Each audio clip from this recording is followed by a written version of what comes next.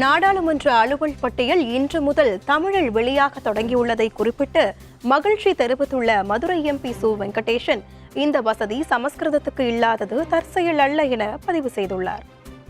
ஆங்கிலம் மற்றும் ஹிந்தியில் மட்டுமே வெளியிடப்பட்டு வந்த நாடாளுமன்ற அலுவல் பட்டியல் தொடர் வலியுறுத்தல் காரணமாக இன்று முதல் தமிழ், தெலுங்கு, மலையாளம், கன்னடம் உள்ளிட்ட 10 மொழிகளில் வெளியிடப்பட்டுள்ளது.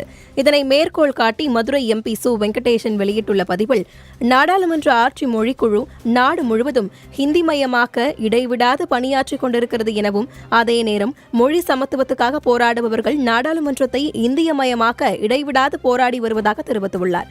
இப்போது அவை நடவடிக்கை ஆவணங்கள் அனைத்து மொழிகளிலும் வெளியிடப்பட்டிருப்பது பெரும் மகிழ்வு என குறிப்பிட்டுள்ள சு வெங்கடேசன், இந்த வசதி சமஸ்கிருதத்துக்கு இல்லாதது தற்செயல் அல்ல எனவும் சு வெங்கடேசன் பதிவிட்டுள்ளார்.